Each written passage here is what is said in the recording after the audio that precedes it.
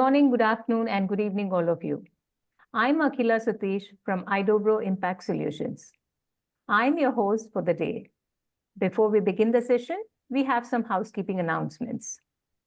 Mute your microphone unless you're the speaker to minimize background noise. Rename yourself with your name and your organization name if possible. To do this, right-click your video thumbnail or go to Participants and select Rename. If you have any questions or comments, feel free to use the chat box. We encourage you to keep your camera on, if possible, to create an engaging environment. This session is being recorded. If you are uncomfortable, you may choose to turn off your camera. This session will last for approximately 2 hours. With that, I'd like to enter into the main session. Welcome to the 12th edition of the RISE PECOWOrld Summit, Day 5. That's dedicated to the theme ESG. And rightly so, our event is set to the right context of ESG. These are exciting times for us with lots of conversations across the industry, academia, government, and civil society over the last 4 days and continuing into Saturday, February 1st. What we see common across the summit is the spirit of doing good and the RISE values, being responsible, inclusive, sustainable, and ecosystem friendly. There are over 100 sessions co-created and co-located across the globe with over 200 global experts from 83 countries around the world, collaborating with each other over a 9,000 strong community. May I request you to look up the various sessions lined up on the RISE PECOWOrld Summit 2025 and make use of the opportunity to collaborate, grow, and learn. It is my pleasure to introduce to you Karma Moksha Nirvana Foundation, our long-standing partner for many years, and the eminent panel of experts who will talk to us on the topic Beyond Sustainability, Uniting ESG and Regenerative Leadership for Global Impact. Sustainability is no longer a choice, but an imperative for securing a livable future. It extends beyond environmental conservation, encompassing socio-economic aspects that directly impact livelihoods. This roundtable is an opportunity to delve into sustainability's profound role in shaping resilient communities and creating equitable opportunities for all. KMN Foundation has witnessed how sustainable initiatives can transform lives. Its RagBag Project employs women and LGBTQ individuals from marginalized communities, addresses 12 SDGs. By replacing single-use plastic with eco-friendly alternatives, KMN Foundation has not only reduced carbon dioxide emission, but also generated 225 livelihoods across West Bengal. This is a testament on how sustainability and livelihood enhancement can go hand in hand. I would like to now hand over the floor to Dr. Sudipta Bhattacharya, the moderator of the event, to carry on with the proceedings of the roundtable. Over to you, Dr. Sudipta. Thank you, Akhila ma'am. Good morning, good afternoon, good evening. I can't say good night because that will only come after the session gets over. People are in different time zones and hopefully we will make some sense to all of you. We are also expecting participation from the audience. To begin with our session, first and foremost, the session coordinator or the moderator for this panel discussion, myself, Dr. Sudipta Bhattacharya, though I am not a doctor by profession, and we have a doctor in our panel who is actually a doctor. So let me tell a bit brief about myself. I am a bachelor's in textile technology, and after working in the industry for quite some time, both in the organized and the unorganized sector, I chose to complete my master's in business administration and plunged into the first generational entrepreneurial venture of working with the tribals. The tribal population, how they prepare their fruit recipes, preserve them, and market them is something which we brought to the urban urchins, and we did it for the livelihood and scaled up our venture called Fruits. So this happened at least 2 decades back, and thereafter, I started with my first love, teaching.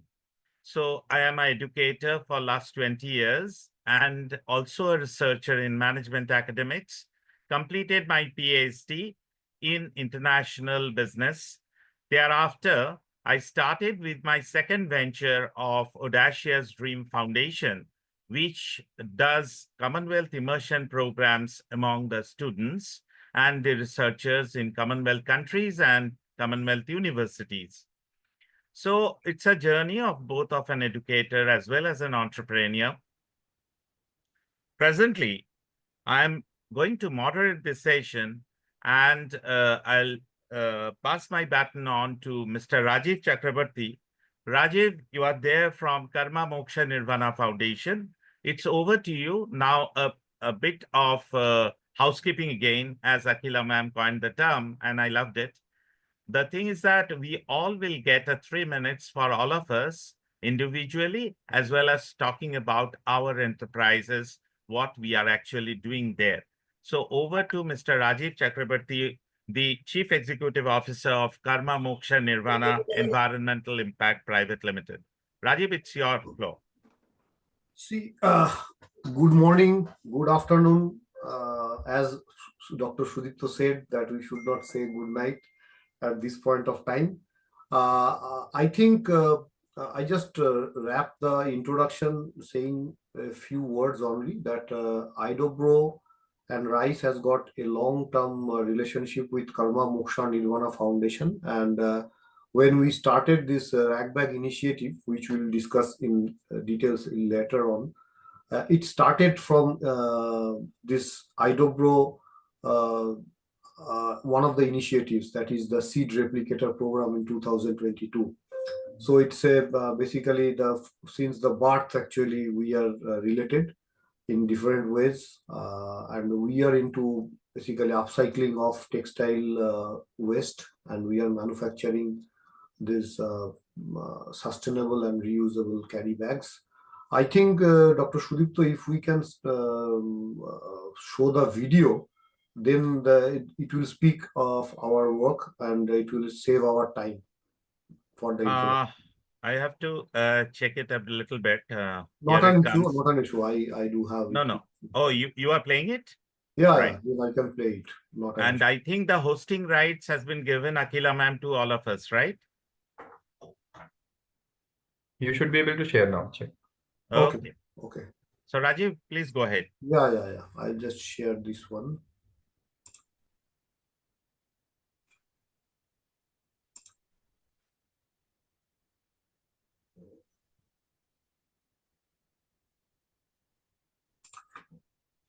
Just a minute. Please do not forget to share the sound also. Share sound, yes.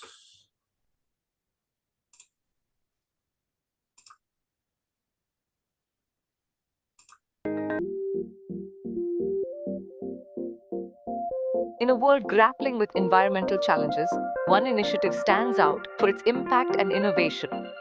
RagBag by Karma Moksha Nirvana Foundation.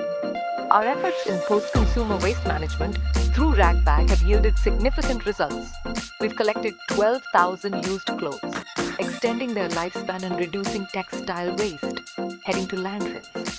By producing and distributing 15,000 rag bags across 9 Indian states, we've restricted the manufacturing and distribution of 7,500,000 single-use plastic carry bags. This initiative has also led to a reduction of 450,000 kilograms of CO2 emissions, contributing to a lower carbon footprint. Qualitatively, we assess customer satisfaction, workshop engagement, and partnerships, indicating strides towards sustainable practices, conferred with the prestigious Grants of Indian Institute of Management.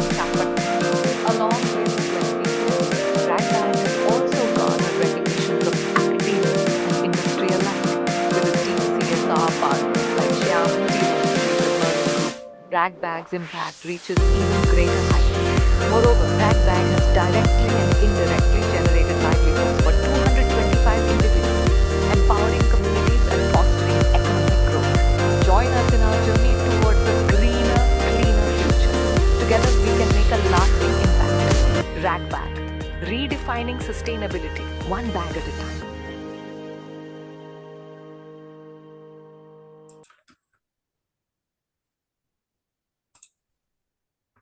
Yeah, I think that is the introduction of Karma Moksha Nirvana Foundation. Over to you, Dr. Sudipta.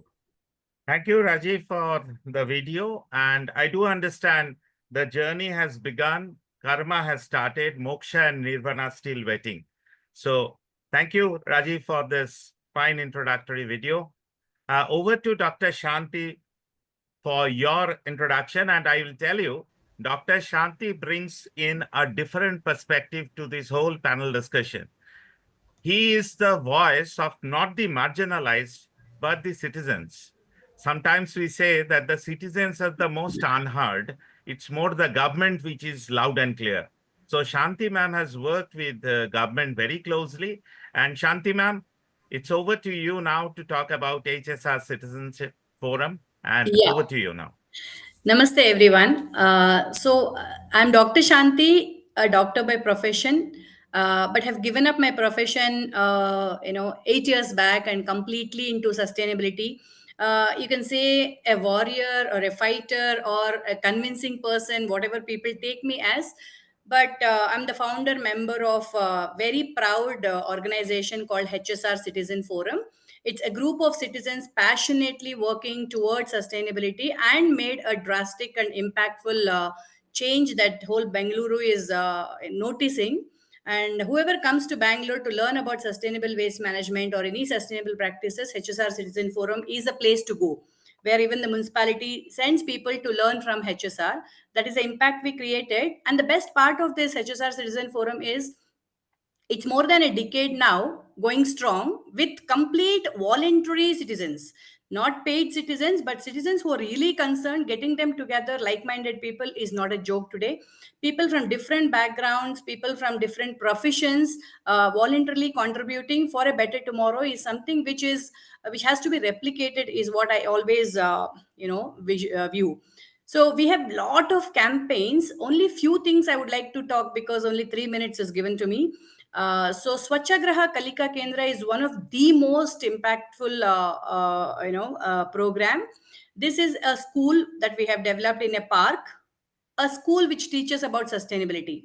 Children may go to different schools and learn the subjects, but not sustainability. Sustainability may be a topic in one of the subject, one of the pages in one of the question, but this is something practically teaches children the importance of sustainability. What are the implications if you don't follow? What are the simple ways each child can learn?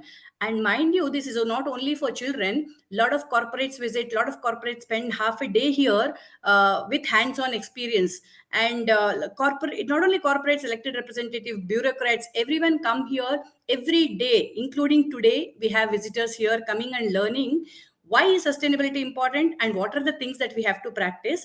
This is being replicated in Telangana, and this has been replicated in Patna also. And this is something which every district headquarters of every state should have.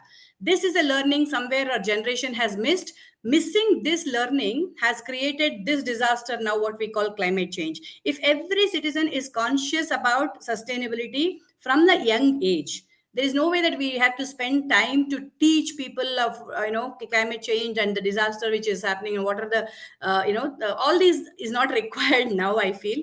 So that at least now we have to teach children and adults underline everyone about sustainability, their role in that, and what are the activities that they have to do.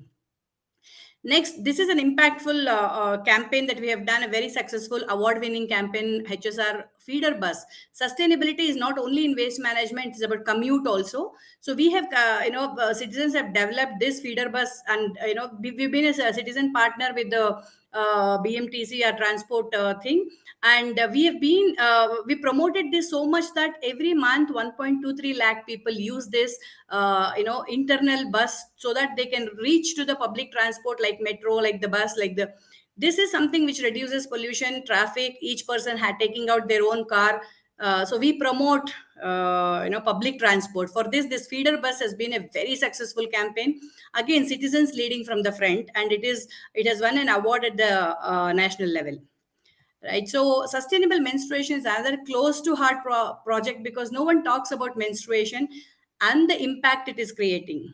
Each sanitary pad stays on the soil and on the planet for 500 years. Imagine the number of women in the country and the disaster it is creating, not only to the environment, but for women's health also. This is very close to our heart project. Our team works extensively, reaching out on awareness campaigns on what are the sustainable products available, how healthy and sustainable and happy, comfortable a period can be.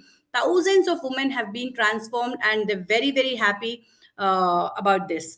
And another one is green temples. Temples or any religious places are places where waste management or sustainability is not taught. We always promote that, nature is divine. Divinity without ignoring the nature or disrespecting the nature has no value. So we try to create green temples by ensuring that there's no plastic entering the temple.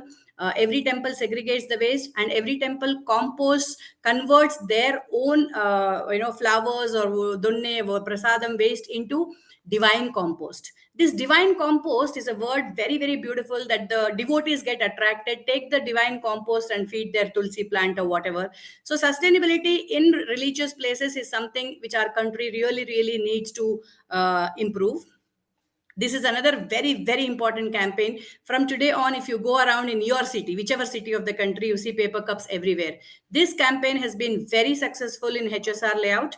To avoid paper cups, we have an alternative to give each person, each petty shop, steel glasses 20 and bucket to wash, and guide him and how to use. This has been very, very sustainable, getting back our old practices. So these are the 5 campaigns which are very close to my heart, and our team is extensively working on this. A dedicated team I'm very proud of today, selflessly contributing, as Karma Yoga says, is something which is a very, very rare phenomenon which we see in Bengaluru. I want this to be replicated. Every citizen is responsible for sustainability of the planet. So I think, this is my presentation. And many other campaigns, I'm not talking about more, but other campaigns are zero waste events. And see the tree here, choked. Everyone wants oxygen, but nobody cares about this tree, choked with the tree guard, which has been protecting it for when it was a sapling. But no one bothers or cares to remove them. So we involve extensively in, decluttering the tree and making it free. And every leaf which falls from the tree is being composted so that it belongs to soil. Often people burn the leaves not knowing the value, which increases the carbon content of the soil, without which we don't have food today. So these sustainable activities are many, many more to tell. I have just chosen very few. Thank you so much. We'll have a discussion later about this.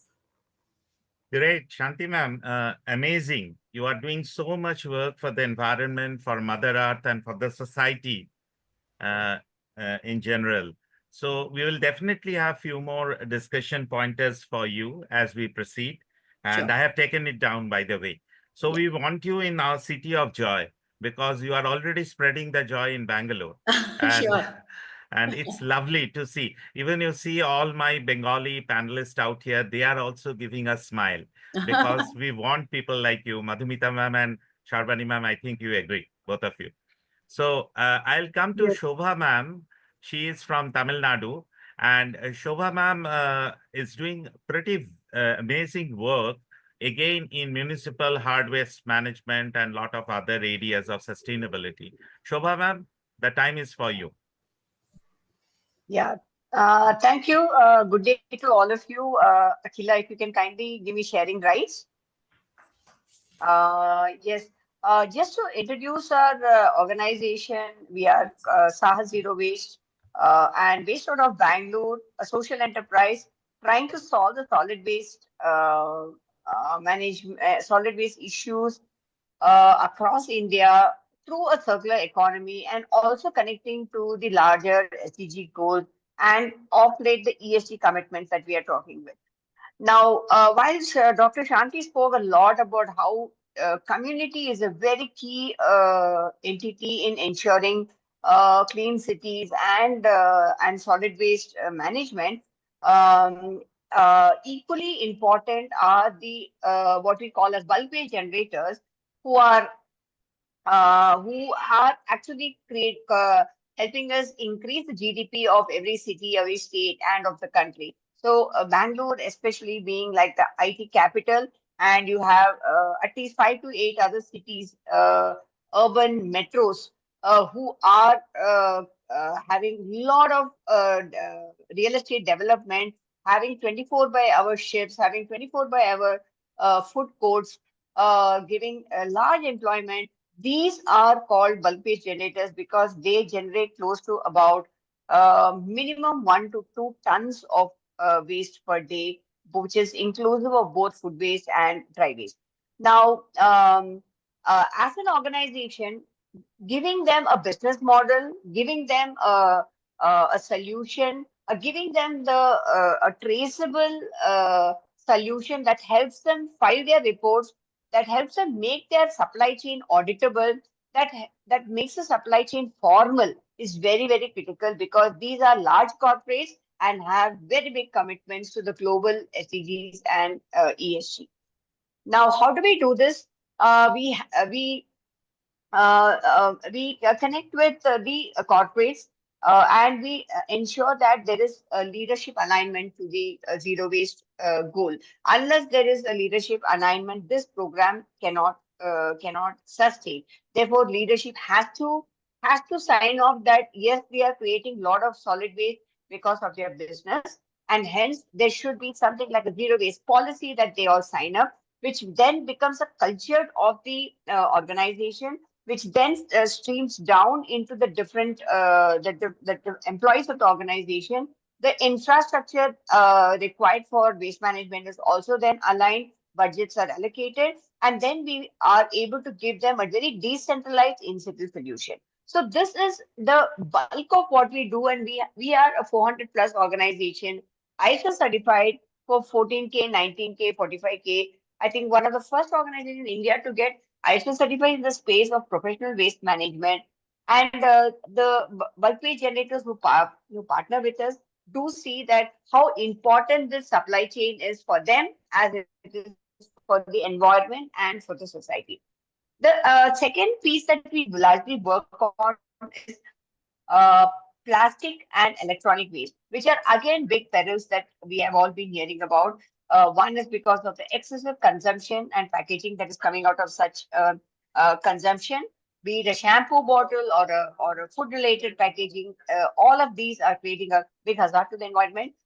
And the electronic waste, which because of the high digitization, there is end of life, and we are consuming tremendously on electronics, and also the disposable incomes that we have, which is making us consume, whether we need it or not, we are consuming, over consuming. And therefore, this entire plastic and e-waste is connected again to the regulations in the country, which are talking about zero plastic and how do we safely recycle electronic waste and recover the material from electronic waste, be it plastic, metal, so that we are connected to the circular economy. You do not need to go back to nature and mine for these minerals. These are already available in all of these materials.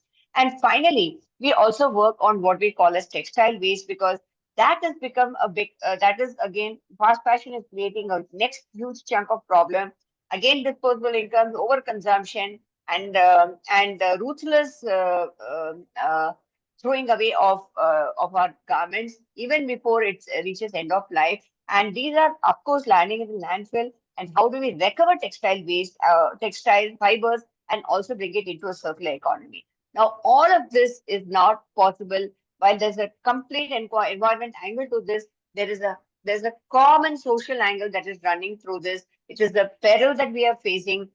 There's a big informal sector that is working in waste. How do we include the informal sector? How do we elevate them? How do we integrate them and make them formal in a spaced manner? How do we solve their resistance issues? And how do we build social inclusion as part of this delivery towards waste management? I will stop here, and this is what we do as a, and we're an 11-year-old organization, and happy to hear more about it. Great. Shobha ma'am, in 11 years, you have achieved a lot, and I'm sure you have a roadmap for next 11 plus years. So fantastic. And definitely you have thrown some light on ESG and ESG audits and the due diligence and all this, which will come later on as we proceed with our panel discussion. Now, these two people, Shobha ma'am and Shanti ma'am, they are into multiple things and they have done pretty well for whatever their mission and vision was. Now, I will be very happy to introduce two more people from our City of Joy. And first to take on is Sharbani ma'am. Sharbani ma'am is actually a creative person who is working with artisans in rural Bengal. And she has been working with self-help women groups. She is more aligned to what we do in Karma Moksha Nirvana, working with textiles, apparels, and clothing. So, Sharbani ma'am, it's up to you now how you take forward through your journey of Sharbani's creation. Sharbani ma'am, are you there? I think she has left the meeting. No, she hasn't left. I think she has sent me some message. She is facing some internet issue. Okay. In the meantime, I always wanted to have Madhumita ma'am at the last because yesterday when I was going through her company's website, Lux Living, I was flabbergasted. She is doing an amazing work and she's an exporter to multiple nations across continents. So she is doing a fabulous work. Now over to Madhumita ma'am. You please take your time and please elaborate on your journey right from the beginning till today. Over to you. Thank you, Dr. Bhattacharya. And good afternoon to everybody here. I am Madhumita Sarkar Guha. I have been a serial entrepreneur for the last 22 years. Started off in an industry which is causing a lot of pollution, which is construction. So I am from an interior architectural background. And sitting in Kolkata, operating all these projects that we were, suddenly a realization dawned upon me that here I am at the cradle of creation in textiles. And I am sitting in the middle of katha embroidery, of jamdani fabric weaving, of all these various arts and wonders that are being done in textile. Yet, whenever I am recommending a particular soft furnishing for my own client, I am having to send them to a store that sells factory-made stuff. So this particular habit of mine was kind of bothering me. And what it was doing to me is it was pushing me into a direction which I was not yet aware of. So 2016, I started my journey at Lux Living, becoming a founder of a field which I had no clue about. Started off with trying to do home furnishings in hand wovens. That was my initial idea. So we started investigating, we started finding resources, we started studying, we started surveying, travel to different parts of India, travel to different countries to understand what is the requirement that people might have with a jamdani piece of fabric. And to my amazement, I found that people across the world were simply awed by the kind of produce that we were having here in this part of India, from West Bengal particularly. They were amazed at the kind of craftsmanship that we have here. So that propelled me into a journey which I'm continuing till date. And to be honest, I'm finding it very satisfying when I see the yarns that we are dyeing and which are being woven into a textile is being sold at a New York high-end store. So that has been a very complimenting statement from one of my buyers too, saying that Madhumita, this is what you're facilitating, and this in itself is a story to tell. So yes, I take pride in the fact that this is what I'm facilitating, where weavers, more than 300 of them, are associated with our company, and we are trying to provide them livelihood for 365 days a year. So this becomes a challenge, as you are aware, for any kind of a sustainability effort for a company to single-handedly do. Yet, we have been successful in doing it till date. We not only do jamdani, we do different types of hand-spun, hand-woven fabrics from different districts in West Bengal. We turn them into textiles and we are selling them across the globe. Our footprint is in Australia, in Japan, in both the Americas, as well as in Europe. And we are trying to increase that footprint, of course, which is an ongoing process all the time. But here, what I would like to say is that we have had these jamdanis for n number of years with us. We never realized the kind of craft that we are sitting on. We never realized the kind of sustainability that would be brought about if we tried to implement these crafts into newer forms of textiles and produce them and sell them to the world. So probably the kind of sustainability effort that you see from our side, we are just one spoke in that entire model of companies who are working in this particular field. And I'm sure Dr. Bhattacharya also was telling me as to what he is trying to do. The RagBag project, of course, is again another spoke into doing with waste management what I mean, even Shanti ma'am is doing there at HSR. Such incredible efforts is what we all are putting in to make this world a better place. Sustainability comes naturally once these efforts are in place. So yes, a little bit of an introduction. I'm sorry if I went overboard with it, but then that is what we do. I am not a textile person, but I am working in the textile domain and trying to bring about change in the sustainability of livelihoods of the artisans that we are working with. Over to you, Dr. Bhattacharya. Great introduction. And you don't have to be a textile person to speak about jamdani and other saris, which is traditional art form of Bengal. Because I wanted to just tell one thing here, the muslin of Bengal at one point of time was the famed product across the globe.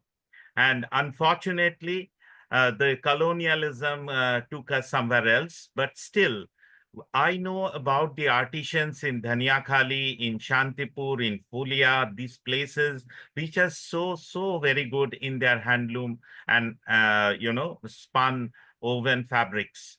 So fantastic. The work you are doing, Madhumita ma'am, is fabulous. Now, unfortunately, we had Rajiv, your hand is up. Do you want to say something? Yeah, just I wanted to say, add to Ms. Madhumita that I'm also not a textile person, though I'm into the field of textile. Though I have the extended hand as Dr. Sudipta with me, but I am also not a textile person. I'm working in this field as well. So I am the odd man out, you wanted to say. So I am bachelor's in textiles, but ultimately we are all masters in wearing it and designing it too. So Sharbani ma'am now, Sharbani's collection.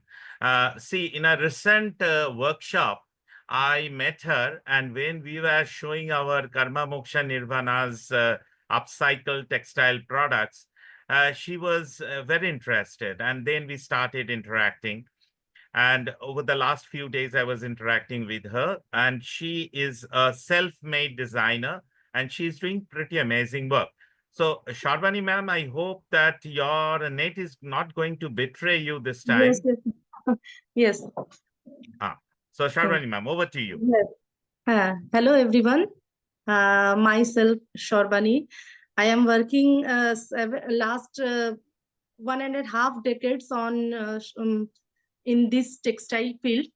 But after working 6 to 7 years in swastika sarees, I leave that job due to some synthetic material are in that time. At that time, synthetic materials are highlighted more. Nowadays, from 2005-6, our company started bringing synthetic materials and all. So I quit that job. Rather, I am working in a pure material, and I form a designer. I am working with other designer also. At that time, I create my job. I create a job such as designing job work for other companies and all. Our company is created all handcrafted sarees and apparels that emphasize the textile designing techniques that showcase various treasures of Bengal, such as katha embroidery from Birbhum, then other bullion work from Barasat, and other. We used to collect all SHG group from different and from different part of Bengal, and we used to give work to them for as a job work. Hardly 200 to 300 artisans are there working with me. With the hand holding of MSME, I used to give them technically educate technically through various natural dyes and hand embroidery. And after that I used to take all that work for my project. I used to work with very small amount of small amount, so that their livelihood, it helps a little bit in their livelihood. By highlighting sequence motif and incorporation traditional dyeing and printing techniques, seems to offer something truly distinctive for my collections and all. I used pure cottons, pure silk, tassar, all this material for our parties and all. The employee skilled artisan is in the creations with handcrafted sarees and apparels for their employment and fair wages for the local communities.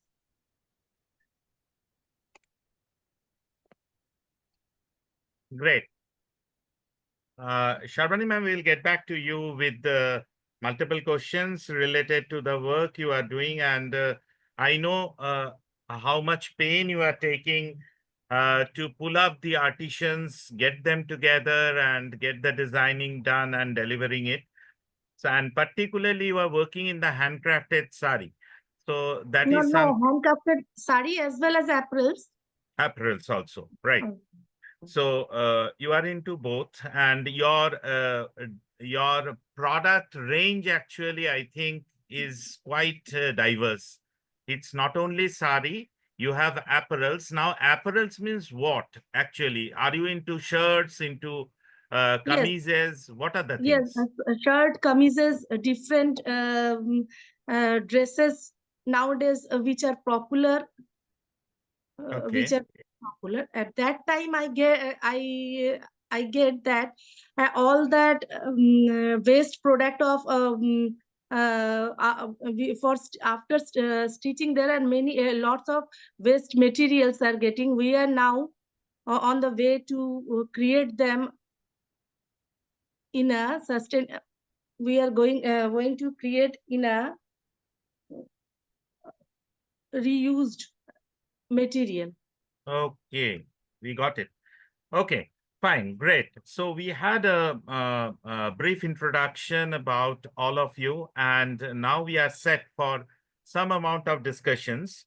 And to start this discussion, Rajiv, to start off with you, since you started your introduction, what are the challenges you have faced, and why suddenly you chose this sector? See, we are all concerned about Mother Earth.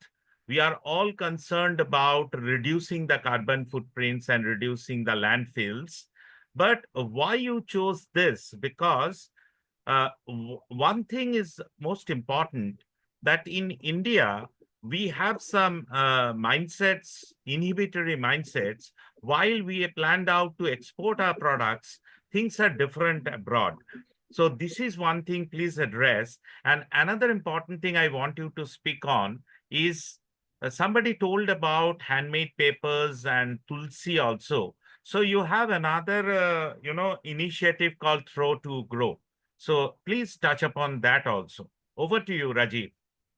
See, basically, in life, you plan something, and the outcome is basically, if we believe on God, then Almighty may have planned something else to you. When we started this Karma Moksha Nirvana Foundation, nowhere in our agenda this livelihood or sustainability or upcycling of any product was there in our any of the working verticals. But as we progressed, we never knew that a term called pandemic will change the entire world, and it will affect our thinking, our activity, our lifestyle, everything. So basically, it is a reborn for the, in my views, maybe others can have their own views as well, that I think the mankind has reborn after this pandemic. All our thought processes, our way of living, our thinking about the life and beyond has changed. Now, this RagBag initiative, which Dr. Sudipta was talking about, it actually happened during that period. We were absolutely in three other verticals working quite comfortably. One is the anti-tobacco campaign. One is organizing medical camps at the municipality-run schools where people from economically challenged backgrounds are getting taught. And third vertical, we used to work on extensively on the field for natural disaster victims, providing the relief. This was basically the fundamentals of Karma Moksha Nirvana Foundation. That's why the name actually evolved. Now, during pandemic, which by chance actually I met with some of the women in our working circle, that we used to provide 60 meals twice a day. The only condition was there, everybody in the family should be suffering. So then we came to know that these one segment of the society, they have lost their fortunes, not only in terms of livelihoods, but in terms of their means of living by this pandemic, because they are basically artisans who used to stitch or sew normal blouses, petticoats for ladies. They are giving personalized service to ladies, and they are earning their livelihoods. And simultaneously, their counterpart, their better halves, or their earning partners in their family, they have also lost their fortune during this particular period. So it just came into my mind, what should we do if we can contribute to rehabilitate these ladies or these women, and basically to just contribute our bit to sustenance of their families. So that's how this particular initiative started. It was not pre-planned, and many of the great businesses started in a different vertical and then ended up in different vertical. The live example is YouTube. I don't know how many people know that it started as a dating site. Now you know what is YouTube, right? So it is like that only. Our mission, vision, everything was different pre-COVID, but during COVID, this is the realization, and the to do something for the society, and what kind of damages we are creating out of our lifestyle, our livelihood, that we are basically uh, creating havoc damage to all three realms of air, land, and water by contributing in so many ways, which we should not. So basically, to handle those, actually to provide livelihood to these ladies, and of course saving the mother earth, because we felt during that pandemic time that we have to take care of our mother nature, otherwise maybe the days are counting when, or maybe for the next generation, we cannot actually tell them that yes, we are living a good livable place for you guys. So that is a self realization, you can say. That is the beginning of this particular initiative, and of course we are also following circular economy. We are addressing 12 SDGs. Mm. But when we started it, nothing was there in our mind. It just happened that dotted dots are getting basically attached to one and another, and then this entire shape is coming. Now coming to the throw to grow, basically it is a writing product with tulsi seed embedded cover. So once you after this full utilization of that particular writing product, you have to just tear the cover, soak it in the water for 1 day, one night full, and then you plant those covers into any kind of soil where sunlight and air is there. So the new tulsi plant will come. And why we have chosen tulsi? Because this is the plant with having Midas touch. You do not require a heavy kind of care to grow this plant. Number one, it has got medicinal value as well, and moreover, it takes a little bit of place to grow this plant. So this is the whole philosophy of this Throw to Grow initiative. Over to you, Dr. Shubhi. Fantastic. So it's a spiral bound writing pad with the back and the front cover, which is handmade with tulsi seeds embedded in them. So once the writing pad is exhausted, you just take out the front and the back cover and throw it on a muddy soil where you get the access of sunlight and air, and the tulsi plant grows. Fantastic. If time permits, then I'll show you the video as well. If time permits. Otherwise, okay. This is for this. Okay. Please keep your video ready.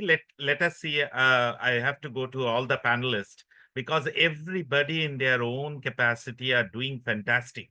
So that is something so very amazing. And as a country which is so well connected to nature always, our motherland, India, now we find that the future generation are becoming so very conscious about protecting the earth. They are trying to reduce carbon footprints in their own ways. And that is something amazing to hear, to listen, to see. I think I'll now come back to Madhumita ma'am. Madhumita ma'am, are you here? Yes. So Madhumita ma'am, since you are working with your products, and particularly you told about artisans engagement, you talked about hand spun products. So when you started your journey, so you had some, vision, mission with you. But I am very sure as you are scaling up and you have scaled up pretty well, so how you kept on adding newer things to that. And when I checked yesterday with your website, I found a few more things: safety, health, and sustainability. So you have brought in the health component in it also, it seems, and how you made your clients committed to the planet Earth, because you are committed, but when you take it to the market and give your clients your products, how you make a sustainable community of users. So please throw some light on this. Sure. That's a very interesting angle that you brought up here. So let me tell you, whenever I am traveling with my products, showcasing them to a global audience, I am not just me, but there are, say, some hundreds of these participants in a trade show, for example. So in a trade show, everybody puts up their wares, and everybody is wanting to catch hold of some spotlight wherein they have a story to tell as to why their product is different or what is the USP behind their product. In my case, whenever I am into such a trade show, the whole point of interaction between me and my clients begins with one particular sentence, that these are all hand woven. I remember a case when I was in China, and the moment I said, my translator rather, she mentioned that these are all hand woven, the people were or eyeing me in the sense their eyeballs kind of dilated, and they were like, hand woven? And seriously, they did not know in China what hand woven actually means. Because for a majority of Chinese people, machine has become second nature, and they do not understand what hand woven or a textile that has been made by hand is being put up as a regular use textile or as a regular use garment. So that kind of education is what I look forward to, letting my clients understand why am I there, what have I brought forward, what am I representing, and what am I looking for in them to get that business transaction going. So, for them to understand that a piece of handwoven textile can be as beautiful as a machine made textile, or even more beautiful, even more sustainable, and value means something in the long run, means something to their wardrobe, is important for me. So that exactly is how I deal with my clients. The story that is behind the products is very more important than the product itself. The artisan who is making the story, of course, is a very important person in the entire supply chain and has to be highlighted. Their trails and travails while making the product, our efforts in bringing that product to a global platform and showcasing it, and of course the business or the monetary transaction at the end of such a thing is definitely desired. But then people who are buying it has to understand what they are buying and how much of it is essential. Because in slow fashion, we strictly believe in one thing, which is less is more. So unless until you are curbing your desire for more clothes, more accessories, more things, unless until that happens, sustainability cannot take a front seat. So understanding that, making that a mindset, making it a daily practice is what I feel is important. And that is what I represent whenever I am traveling and showcasing my products to the world. I hope that answers your question. Yes, great. And I think the core principle embedded here, what you wrote in your website also, is crafts are only as good as their practitioners. So it sums up. Yes. It sums up your initiatives. Fantastic. So coming back to Shanti ma'am now. Shanti ma'am, yes, she Yeah. is here. So many questions, as usual in my last interaction with you, which was offline, I was like a chatterbox and was, bombarding you with the questions. So now I got the second chance. So getting back to you now, ma'am, you are doing such lovely work. There was something you talked about, DULT project. DULT project is something to do with your this transport. Okay, can you please give a better insight into this? Yeah. And another is the Green Temple. You talked about the Green Temple project.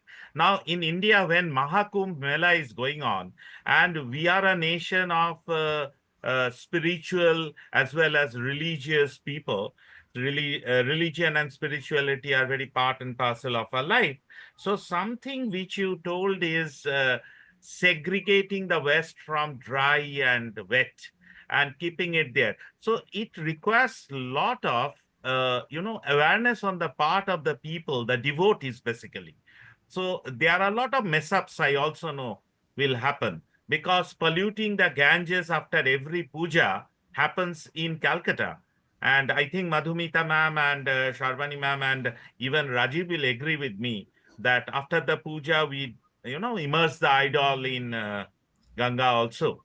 So can you please brief us more about your DULT project as well as the Green Temple Initiative? Yeah. So Over first, to you. coming to green temples, I always believe and promote and talk without stoppage that our scriptures clearly told, what is this Panchamaha Yagnas, the fivefold duties humans should do.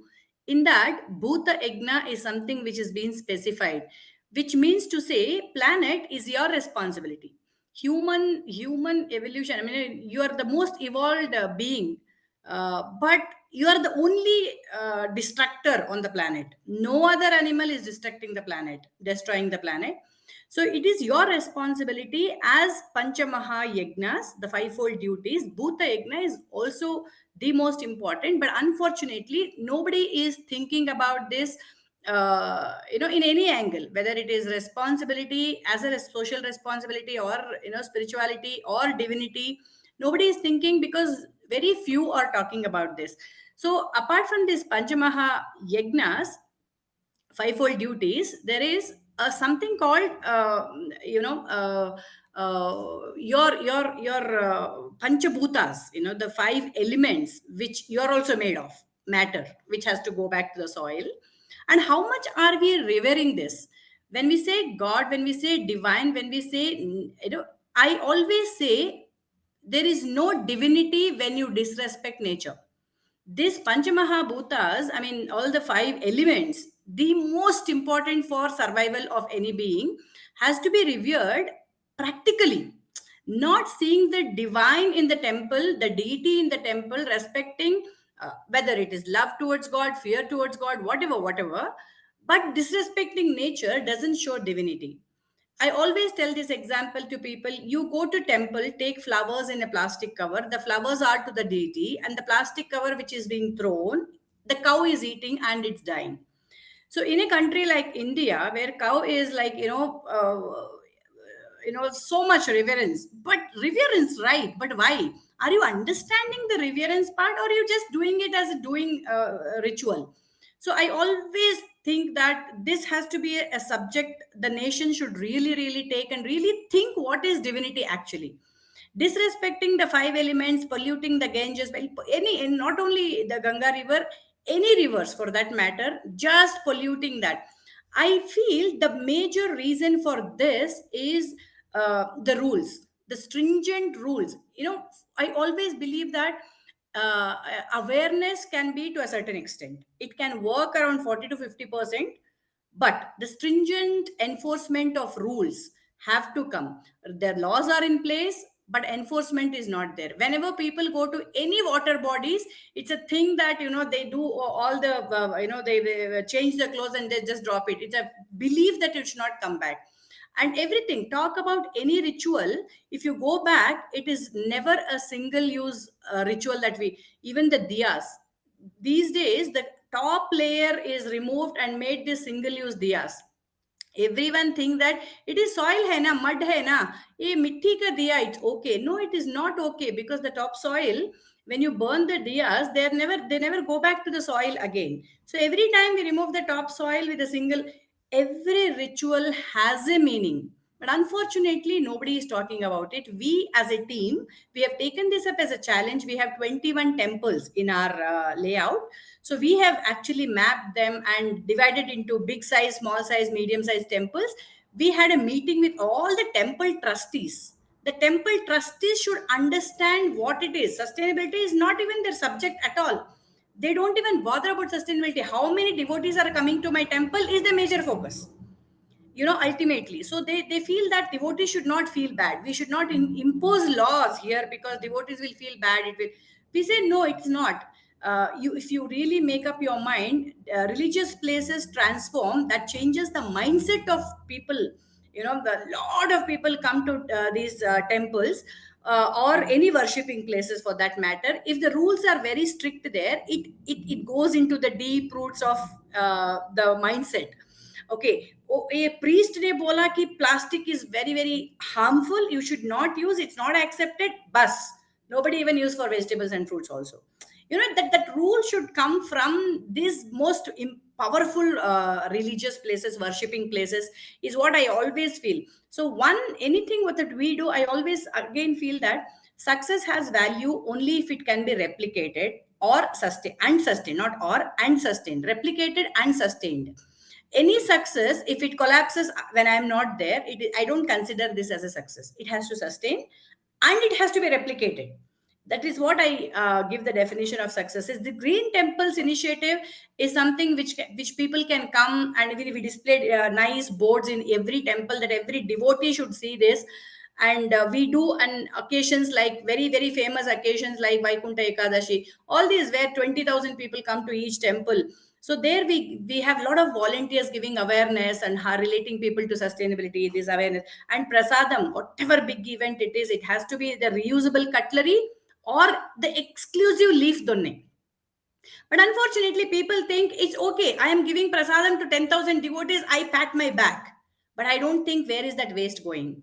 All the silver foil donnes or plastic, paper, single-use disposables as prasadams, you are actually polluting the mother earth, which is so green temples is a very very much required thing. I wish this sustained campaign of green temples will be spread across country. Someone somewhere will take it up eventually. The prime minister will take it up, as that is my vision in the long run. And coming to this DALT project, actually it's a project where citizens are involved as partners for awareness.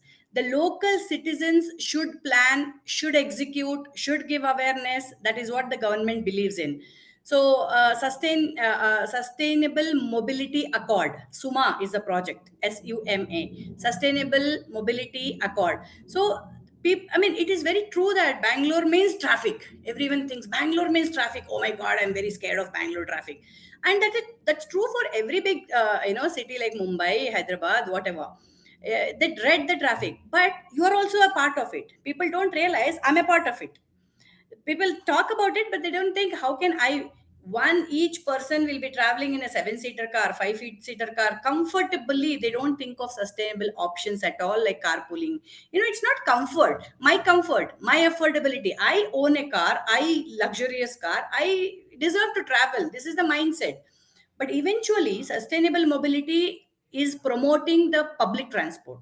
So here citizens have on the ground, we citizens have come here. We had focus group discussions with different sets of people, talking to them about what do you think about the best.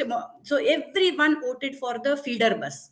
When we say feeder bus, it in a clockwise and anti-clockwise direction, in across the layout it roams, so that every 5 minutes you have a bus wherever you want to connect to the major transport. Tomorrow it may be metro, today it may be a bus going to a majestic or railway station. The internal commute has become very easy, where school children, college children, maids also are using. So these maids find it very difficult to travel internally, spending 50 rupees, 70 rupees, for the commute. This bus, anywhere in HSR, it is just 10 rupees. And this, really took over, and 1,23,000 people are using this feeder bus in a month. So that has gained the attention of the nation, and recently BMTC has got the award for this, the best citizen involvement campaign or project that is being taken. Imagine 1,23,000. Otherwise, these people would use their private transport. Everyone with the bike, everyone with the car. It is not only about traffic; it is also carbon footprint. So much of pollution, and every kid in the family has asthma today, and we crib and we cry, and what is that I can make is not we are thinking. So this campaign, where citizens were sustainably involved in every school we touched, every house we touched, everywhere we touched, every park we touched, that efforts really gave the fruits today. Feeder bus is a very successful campaign of HSR Citizen Forum. Okay, great. Shanti ma'am, I have missed the feeder bus. So I will now board something for you. I'm not going to leave you now. Ditch Please. paper cup. Ditch paper cup, you told. Yeah. And I remember one of our ex-railway minister, Mr. Lalu Prasad Yadav, he actually popularized Kullar. And in Calcutta also, on the street side, when we take tea, we have a small mud cup made of, clay. And that is something which is gradually again getting popular. In the middle, there were paper cups with plastic lining. And those are again going to landfills and not biodegradable. Now we have them. So what is this ditch paper cup? What you are doing with that? So before talking to ditch paper cups, I want to talk about Kullad. Kullad, many people again as diyas, the minute they see it is mud, they think it is a sustainable option, but it is not. Every time people drink kullads and throw, the top soil is being removed to make kullads. Anything single use is something which we all should not promote at all. Recycle is a very tricky word. People are catching up the net. Gen Z is all recycle hota hai na kya hota hai, kitna percentage ho raha hai. Recycle is a very tricky word. That should be just above the landfilling is what I feel. Just above the landfilling. That's it. There's no great thing about recycling. Above recycling is, better than that is upcycling, but better than that is reuse or reduce. These two should be our mantras. Everyone, even our ancestors had chai, all kaach ka glass or steel glass, which is multiple use is what we promote. So here we have done a survey of all the petty shops. By the way, Sudipta sir, next time you move out of your house in Kolkata, just observe the paper cups littering that you see around your house, wherever you go. Just observe and remember. So why is this campaign important? Everywhere in the drains we see paper cups. People just, they're just on a go. They'll just have and they'll just throw. And eventually the drains get clogged and the rainwater will not go. It leads to flooding. One problem leads to many things. And not only that, one layer of wax and one layer of plastic can what sustain the paper cup coffee chai overnight. If you keep chai in a cup also, it is not going to. If it is really paper, it would become soft and it would soggy, but it is not. Why? Nobody is thinking about it. Easy option hai na. Everyone is thinking easy option. So I always tell, have a foldable cup. There are a lot of nice options given. Foldable cup, pocket mein rakh sakte aap bhi. Even men. Okay, women to bag hota hai. How can I carry? You may ask. There are foldable cups आप pocket में रख सकते हैं. You can just open it, have it, and then close it, and that's a best gifting option also. What we have done is have done a survey of all the petty shops in our layout, and each petty shop we have given awareness. We have put a board there and said paper cup leads to cancer, paper cup leads to littering. So encourage steel cups. We have given steel glasses, 20 glasses to each petty shop. And then we have given them bucket so that they can wash it. They're happy to use it, and they feel that customers don't agree. Customers used to have this. We introduced this disposable culture in our thing. We never had this. If a person is very hygiene conscious, let him carry his own glass. or let him better have at home, no? So a person who's agreeing to have outside means all these things are there that he can have in steel glass, and it's being supported, and people are very happy using steel glasses. So that Great. stops littering and improves health also. Great. I think next time, Rajiv, we will request RISE PECOWOrld to have a separate session for Shanti ma'am. Okay, because she is Sorry if doing I so took much more of time. work. Yes. So, but I'll come back to you on trashonomics, Yeah, because I think as a professor of management, I never had a scope to learn trashonomics. yeah. I learned economics, managerial economics, and Madhumita ma'am will agree. Now she has started a new course called trashonomics, that is for school kids. Anyway, I'll come back to that. Now, Sharbani ma'am, I guess you are there, because I'm a bit scared with her net connectivity today. Yes, Sharbani ma'am is here. So, Yes. Sharbani ma'am, in one scope, you told that you had a scope to work with synthetic, but you didn't go ahead working with synthetic fiber. Basically, the colloquial word is synthetic. As textile technologists, we say man-made fibers, because it is made in the lab on processing in wet spinning or melt spinning with, might be polyesters, might be nylon, and might be other things. Now, do you think that our younger generation, they are going into multiple activities? They are going into swimming, they are going into gymnastics, they are going into gymnasiums and, fitness slimming centers. So they are using a lot of fashionable outfits which are not fully of natural fiber. I see them randomly Yes. used. Yes. So what is your take on that? Because how much response you get from the younger generation of adopting natural fibers? कितने लोग actually cotton को अपना रहे? Because there are a lot of people who still love Jardosi. And Jardosi and also your chiffon, particularly. Chiffon comes in synthetic fibers, man-made fibers. Over to you, Sharvani ma'am. Yes, yes. No, Jardozi is a type of hand embroidery. It's True. not a work. It's No, not a fabric. Zardosi on different types of Yes, yes, yes. fabrics which No, are let made me. of man-made also. Yes. Yes, yes. And no one is interested. No one is interested. No, yeah, our younger generation. No one is interested on cotton or khadi products. Ah, Yes, but now they are little bit getting aware due to many medical issues. They are having rashes. They are having many. I am visiting 2 to 3 all India handicraft fairs where young generations girls are coming and telling me as I want to see some cotton product. Nowadays it's very recently, or 2 or 3 years, they are starting they want khadi or cotton fabric rather than synthetic. okay. Only the reason is due they are suffering from many medical issues regarding this.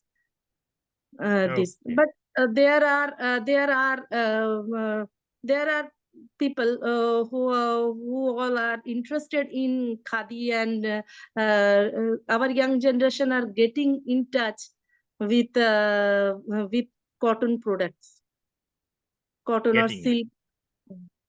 Okay. We understood that gradually the younger generation has understood, and it's badly required that they live up to the reasons why natural fibers has to be used more than the man-made fibers. So coming to Shobha ma'am, now it's the time we will be directly, focusing on ESG particularly. And since we understand that this environment and society and governance, all these three issues, they are intertwined. But in the MSME sector, still ESG audits, ESG due diligence, all these are not that popular yet. And since you are from Saahas, Zero Waste, you are really working in this space. So can we get some insights from you on these ESG parameters and what actually the government is telling and what the firms, the startups, they are thinking about this ESG model? Over to you, Shobha ma'am. Yeah, thank you. So the ESG is applicable to the large industries, right? Those who are having a turnover of 1,000 crores and above, they have to show that whatever be their business, are you manufacturing chicken products? Are you making cosmetics? Are you mining and making steel? Are you making diamonds? Are you doing housing, construction, whatever? These big industries in India who are consuming the environment, consuming the the society to do their business, and are having their own governance structure. They have to ensure that that whatever be the business, the environment is not exploited, people are not exploited, and the governance has to be in line with what we believe is going to um follow the law of the nation and the global governance that we India as a country is committing to. Now, No, lot of Shobha ma'am, MSMEs are just sorry to interrupt you here. See, I understood that the present day scenario talks about the mandates of ESG audit for bigger companies. I fully agree and understand that. But what I wanted to actually rephrase the question, see, lot of medium scale industries, medium sized companies, they are aligning to lot of SDGs, right? Now, what happens if we extrapolate our alignment to SDGs when a startup which has scaled up and going to scale out, even diversify, they are becoming big. So, don't you think it's a foundation which puts them on a portal where they can later on think about ESG audits? It might not be a mandate, but what happens, it will definitely keep them on track. So, what is your take yeah on that? And please go ahead. yeah. So lot of MSMEs are in part of the upstream supply chain to these large industries, right? Hmm. Now, if a large industry has to actually ensure that its ESG goals are met, then all its suppliers who are upstream and downstream also need to align to this, because it is the total commitment across the supply chain that helps that industry attain its goals. Now, we ourselves are an MSME, and what have we done? What have we done so that the our clients who are the big industries are ensured that as the waste management MSME serving their needs of solid waste, how we are aligning to their goals. So what we have done is we ourselves have got ISO certified towards 9K, 14K, 45K, because for us data is critical, health and safety is critical, quality is critical. So when we have aligned our processes to these standards, it also gives the confidence to the industry that yes, this partner can actually help achieve their goals. Number one. Number two is we ourselves have are measuring our impact on the SDGs, which means that we have our own KPI, and we also collect data and analyze data and see if we are committing to the signed up SDG, which in turn is beneficial to the industry. Therefore, MSMEs also need to see how they can measure their own impact so that the industry also benefits. The third is that uh, uh, all of these startups now have to move in that direction where they need to they need to be assured that yes, aligning to SDGs, aligning to ISO standards, aligning to high environmental and social governance standards would mean a higher price, and it's not going to come at a low cost. And that has to come from the industry, which is employing these service providers who are MSME. And therefore, it is we should not fear asking the right price in order that that supply chain's ESG is maintained and that service providers ESG is attained, so that the industry then makes it good. Now, the biggest problem we have been facing is that it has become a very price sensitive market. Okay, it cannot be. It, of course, price sensitivity is critical, but it also, but we also need to realize that we have exploited and extracted nature and people to the brim. We have crossed all thresholds, and now we are paying the price of having bad air, bad water, soil, and other contaminants in our basic food and water.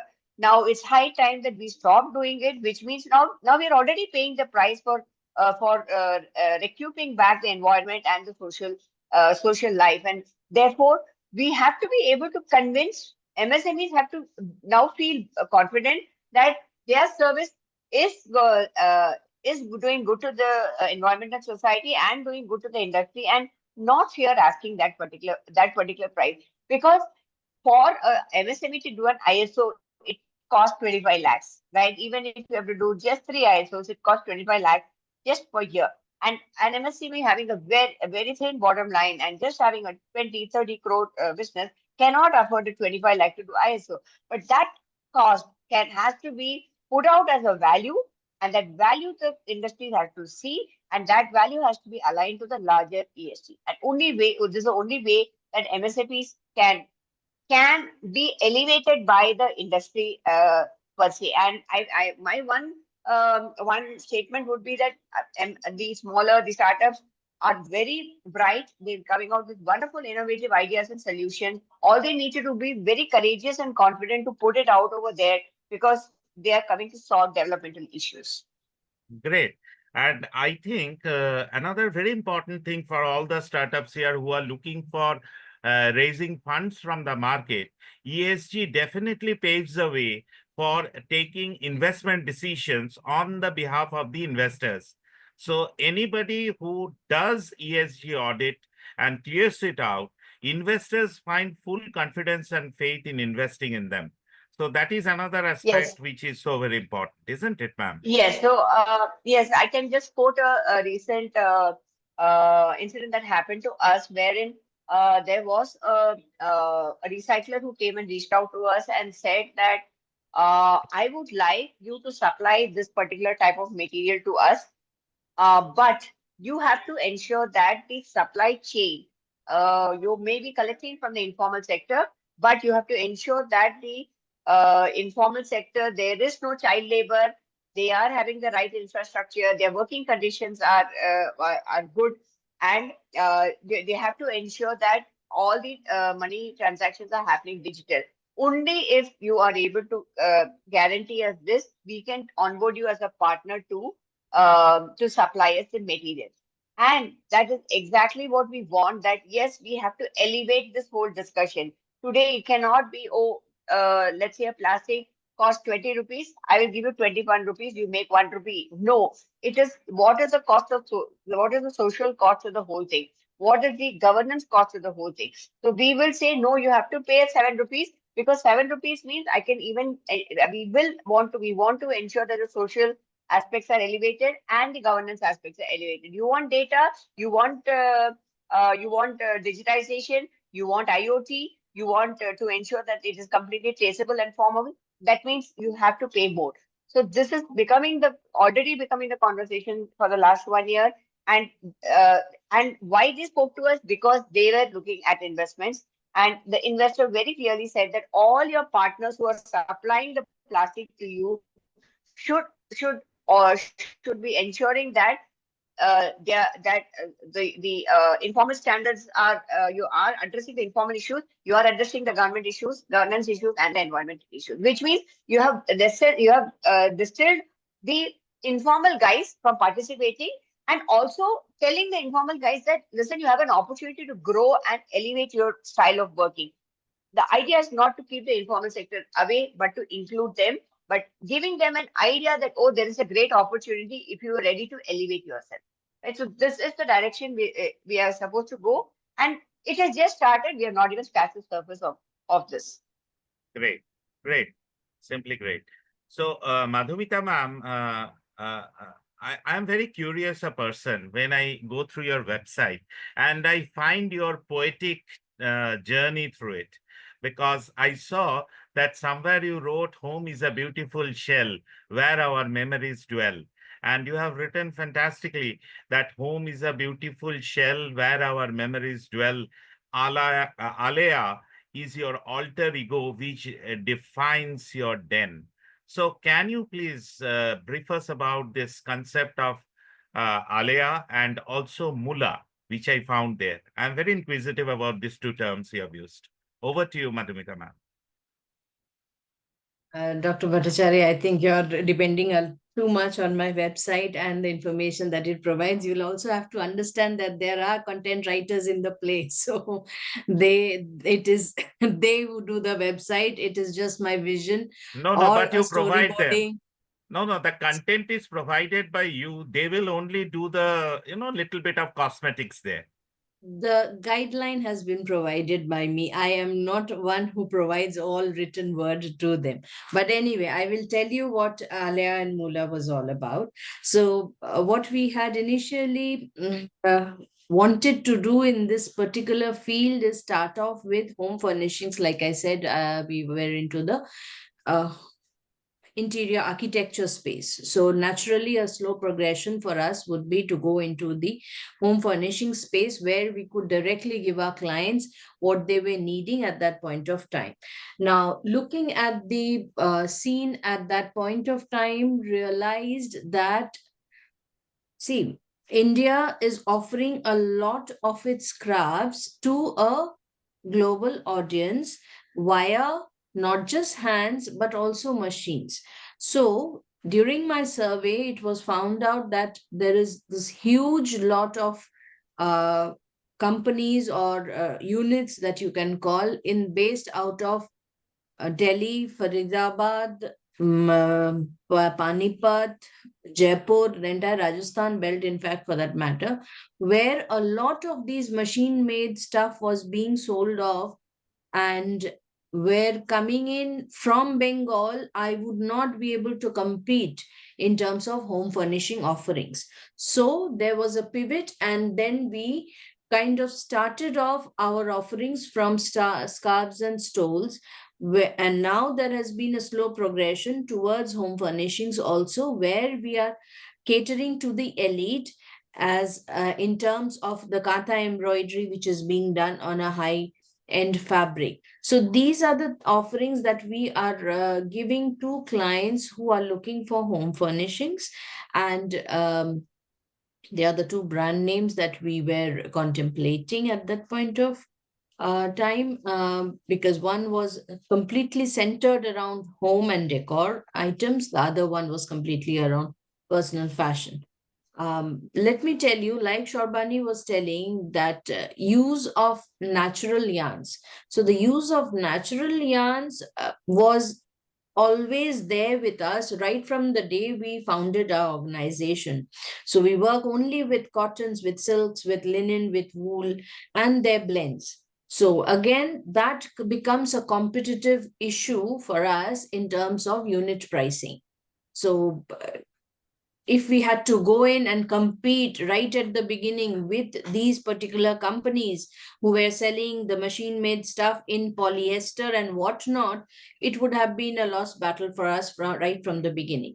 So now, when we have already carved some kind of a space for ourselves and some kind of a recollect value for ourselves and our company, we are trying to delve into these two particular brands wherein we will be offering highly exclusive handcrafted home furnishing products under the two brand names. So that's where you found Alia and Mula, just to clear Great. the air. Great. Rajiv, I think I motivated Rajiv to check your website again. And I think he was doing it while you were speaking. But Rajiv, Madhumita ma'am has given us enough trigger of thoughts to start thinking that from our upcycled products, we can have an SKU which is only for upholsteries. Okay, and something which can be again also taken forward for making cotton fabrics also. But Rajiv, I want you to tell something more about the FabRag also, the FabRag product which you have designed recently. Yeah, Dr. Bhattacharya is always utilizing the time and joining the dots. Basically, uh, enough motivation from the entire panel Yes. we have already received. Now, I think only we have to work on something, because Madhumita ma'am, please mute yourself. yeah, Sorry. so the Okay. only the point of discussion here is that all of the panelists has given us the trigger that we should also blend our area of activity with their area of activity, because we are purely working on textile waste as of now. Yes, we have got the plans to reach beyond that. We can design, or we can think about SKUs which can be blended with the new fabrics and used clothes which we are working on in textile waste. Now, regarding the fabrics, basically it's about fashion fashion wear. We can say to attract Gen Z. As you know that every initiative, every activity needs sustenance in terms of commercialization as well, because if we want to provide some kind of livelihood to so many people, that we need to basically have continuous means of economics behind the entire activity. So to cater that, as of now, frankly speaking, our experience says Indian market is far yet to be matured in terms of upcycling products acceptance, because still it is not a comparison between apple to apple. It's always like economic comes first, and we cannot actually deny the fact that a country like India, where socio-economic situation is basically a challenge for so many businesses and activities, we are also part of the ecosystem, so we cannot actually avoid that. So honestly speaking, yes, Fabrag is basically a product which we are so shortly bring into the market, which will cater to the Gen Z, like hoodies, like t-shirts with like other products made out of, again, textile waste. The designing part is going on, the design pattern and other things are going on. It is under R&D, and hopefully that with this product we also cater to the advanced basically market in terms of upcycle product. Yes, over to you, Dr. Bhattacharya. Great. Great, Rajiv. And hopefully in a near future, we will also see we are entering into SKUs where fabrics which are shredded, actually the old, the disposed of and the discarded fabrics, they are shredded, and those shredded pieces of textiles are also used for packaging, the lining of the package, so on and so forth. So there is enough amount of scope to work because imagination is limitless. And I see from all the panelists that whatever people are doing, they are always doing in a very unconventional way. And this is the conventional way which we have discarded, and following our passion, our heart and head is something very, very important. So I think we are just on time. The last 20 minutes, I kept it for a question answer session where we can talk among ourselves also, asking each other, and also the participants who are there, who can just unmute themselves and start the video if possible, if the bandwidth supports you. So you can make yourself visible and ask a particular panelist your question. Another important thing before I open it up, there is enough scope to collaborate, co-create new things.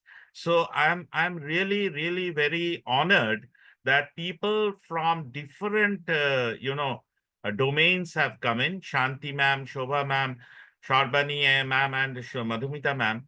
See, our association can be very fruitful if we can collaborate and co-create ourselves. So I find that Akila ma'am has put in the chat box, participants can also ask your question on chat to the panel. Okay, fine. So opening it up, but trashonomics still remains a subject which I always wanted to study. So Shanti ma'am, just a minute for you, not more than that. Do justice to the time and time management. What is this trashonomics and what you are doing there? What you are teaching? Yeah, Just a so minute. trashonomics basically is teaching young children between seventh grade and ninth grade. That is a period where tenth by the time they come to tenth grade, they're more burdened with academics and that pressure of performance and all that. Between seventh eighth grade is the right time where children are taught about relationship between trash and economics. How important is it for them to learn? It's five chapters we have, where the problem is the whole world is facing the problem of waste now, and problem has one chapter and solution has four chapters, and it teaches children on an activity basis. It is not just talking orally, but it involves activity. After one chapter we give them a break of 10 days, give them activity where they will involve, they do the homework. Composting, for example, we ask them to bring their wet waste and they do composting in the school and observe that composting for 15 days, and then when we go back to teach the dry waste, they would have seen how a banana peel in 1 week can become a compost. It's a practical learning that is missing today in our education system. Because this education system is missing this practical learning, theoretically they might get score 100 out of 100 in science, but when you talk about their sustainable practices, it is not. So there is some relation that practically if they are involved, they connect to the subject and it becomes their practice eventually when they grow up. This is missing in our education system. I wish this really comes out as a mandatory for all the school children to learn. That is when the whole next generation will not be doing mistakes of what this generation is doing, and trying to do the repair part or the I mean, something sustainable is what it has to be inculcated from the childhood. This trashonomics is the way to go. Every school should mandate this as a subject, compulsory subject. How much you score in science and social is immaterial. Unless you know trashonomics, you should not be graduated from that institution. Great. Rajiv, did you study trashonomics in your school? No. No. No.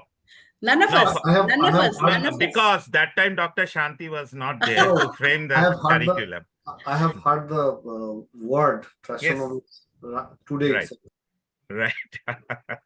Okay. So fantastic. And I am very fortunate to have lovely panelists with me. I have done many a moderation, but I found today's moderation very smooth and cakewalk for me.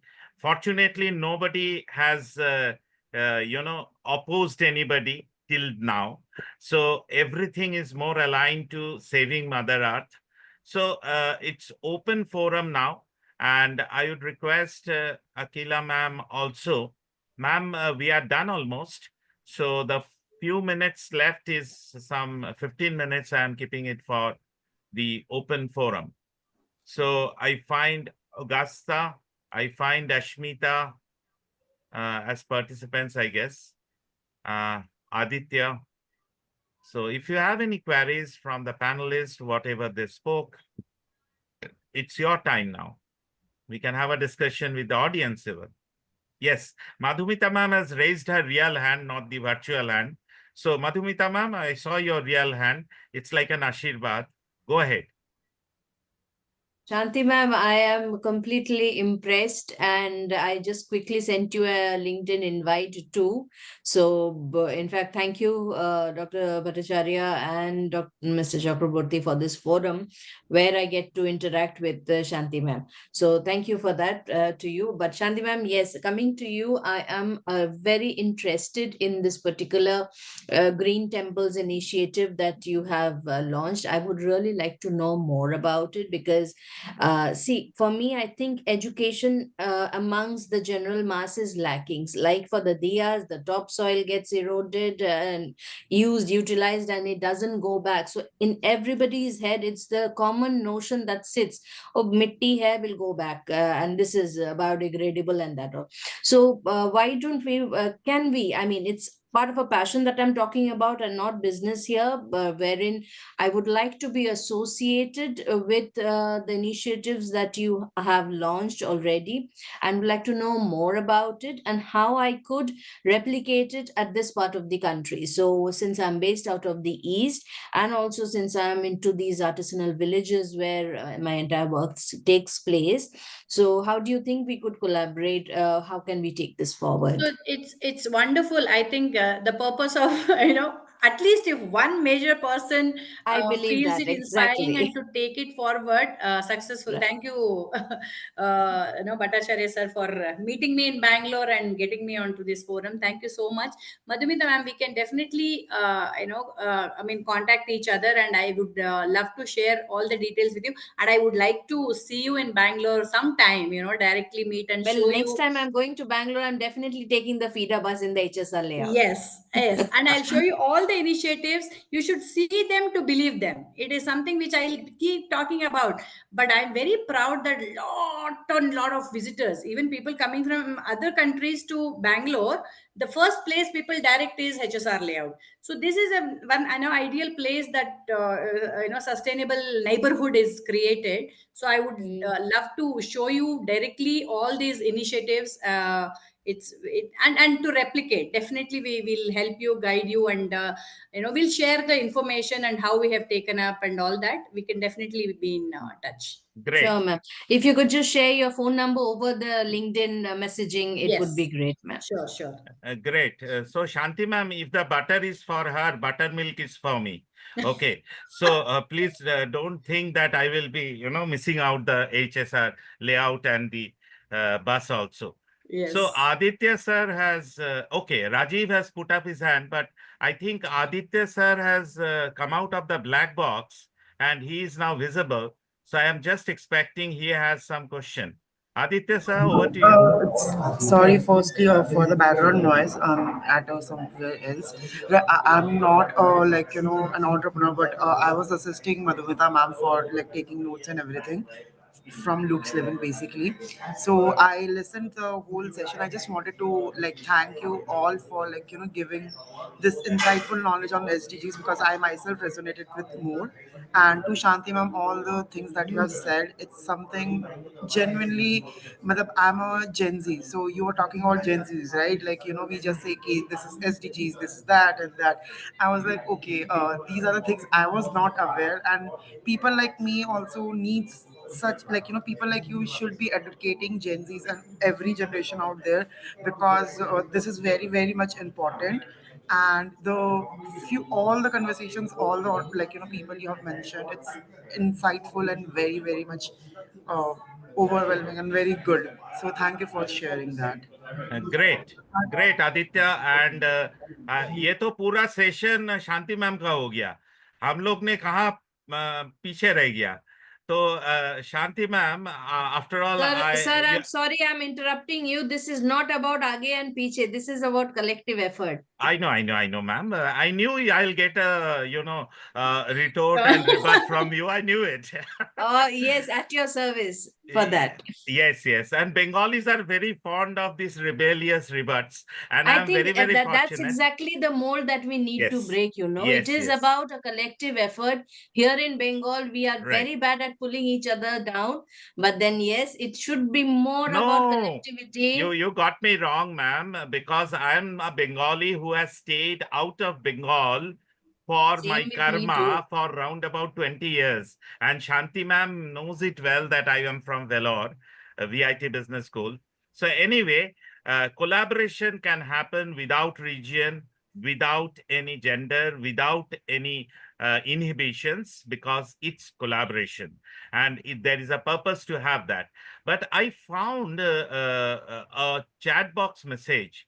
Ashmita Jayendra's madam, she has written, and I am opening it up for her now to interact.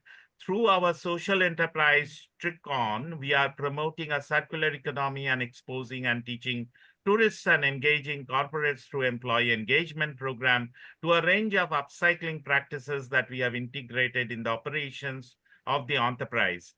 Now, again, I would like to connect with Dr. Shanti for learning more.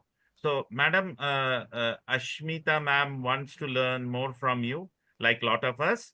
And another, Ashmita ma'am, if you want, you can just make yourself visible and unmute yourself if you want to interact with any one of the panelists, because we are strongly working in the area of upcycling. And we are going to start with other non-textile products also. So, Ashmita ma'am, are you there? Yeah, I can't turn on the video because our bandwidth is very poor. I stay in Okay. a rural area in South Maharashtra. No problem. Go ahead. I have to get on the audio. I can't have video. Okay, I understand. So yeah, I shared about our work, and I'm interested in understanding from Madhumita ma'am and Sharvani ma'am when they're working with artisans. Okay, because I'm not. I don't want to question anybody. I'm just putting forward my concern and what we struggled with. Because when we were trying to look for partners to develop products, manufacture products rather, with our artisans in Chitrakati, what we were told, we look at a collab. We are not vendors for anybody. We look for partnerships in which the product manufacturers and us are partners. Okay. So we are looking at and totally put the cost upfront, and then we're looking at a profit share that we designed together. So one of the partners that we were, one of the, you can say the manufacturers we were speaking to, they said, well, this Chitrakati art is something from the 10th century with these families for, 10 generations have been working on. And they said, well, we can't, we spoke to some friends in the artist industry, like who work with painters and people like that. So they said a range over there is 30 to 35% as royalty for the artisans. So when we spoke to this person, they said, no, that's not, what is the market rate is like 5%. So of course, then we decided not to work with them. But so what are the margins? Because we want the artisans to have a fair share. We don't want to take just the high-end niche market profit, So we might not, we were told, well, that's not profitable according to the market. But then we are not into it just for profit. And we're just starting as small, but I don't know whether we can afford to do that at a later stage, and how, you all have worked out that dilemma. Okay. So, Madhumita ma'am, you want to take it up? Briefly. So, Ashmita, right? Yeah. Yes. Yeah. Can I know the art form? What exact art form is this that you're talking about? Chitrakati, which is actually 10th century art of the tribals from this region. And they actually have 12 art forms. Now, Chitrakati is a bunch of paintings, they have a set of 50 paintings, and then it is an oral history performance of Mahabharata or Ramayana through a puppet show. So, even Karnataka has Chitrakati, but there are different forms in Maharashtra and in Karnataka. And you are wanting to commercialize this particular product We've just started. We partnered with the artisan women, their NGO, and we have just brought out, I'll send the link later. We just brought out some products in bamboo because we are trying to see push sustainability. So we brought out some products in bamboo in terms of etching, laser printing on bamboo. And then we also, of course, did one digital printing thing, which is not sustainable. I know that. But I mean, right now, it's too expensive to do things sustainably, and we don't even know the market. So we are trying to, do both. And then once if we get the market for sustainability, we will definitely just push that. So you're facing an initial blockade, or I would say a No, not blockade. bottleneck. I'm trying to understand how we can deal with this moral dilemma of, actually ensuring that the artisan gets their share, like a good share, rather than what the market describes as 5 to 10. We are looking at 30 and 35, which we have committed to them, uh, as was told to us by people from the artist community. Okay, so artists and I'll artists. tell you an example here. One of my Yeah. friends shifted base, baggage, everything, and shifted to Koraput. Okay, where she wanted to work with the tribals, where Koraput is very popular for its turmeric and kotpat fabric and all these things. So we were having a conversation, and then she told me that earlier the tribals were selling their turmeric in the local market, in the local hart that they used to have. And it was for merely 20 rupees a kg or something like that, even lesser probably. But she started giving them 100 rupees per kg in for the turmeric that she was buying from them, and then she was converting it and branding it and selling it as Koraput turmeric, as a, even I think it has a GI tag or something like that. So the problem you see is not in exactly elevating or bettering the livelihood of the artisans that we are talking about here. We will have to understand the commercials of things. Also, we will have to understand the impact that it is going to have on the general artisanal pool that we are talking about. So you're saying that these particular people that you are working with, the artisans, they are saying that they are putting a certain price to their product.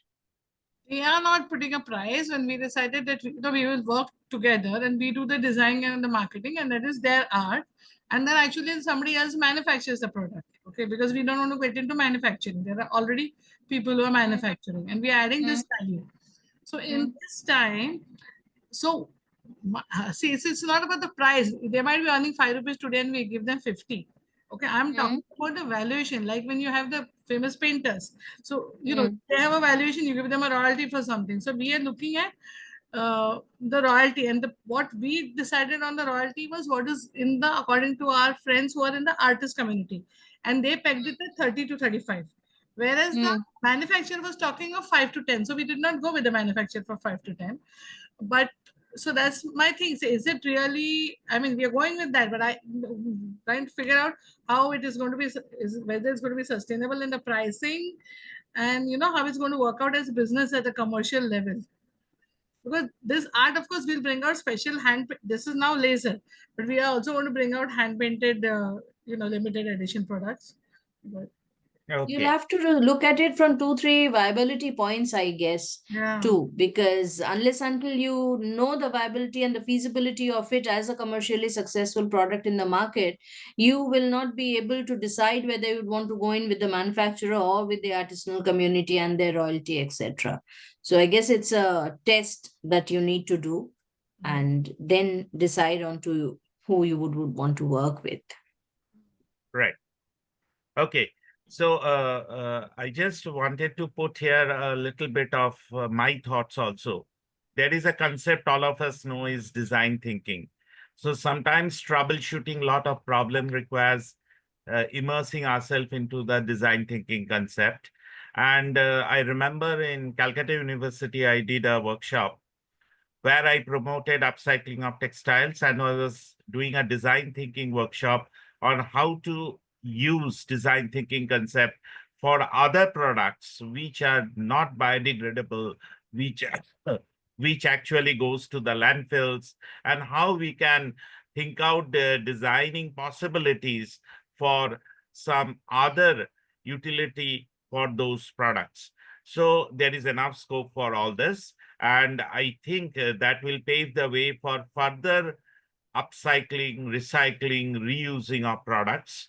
So the best part is the generation next, which is coming up, are gradually becoming more and more conscious about all this. So the last word will go to Rajiv, because I saw his virtual hand tired for quite some time, though the virtual hand is up.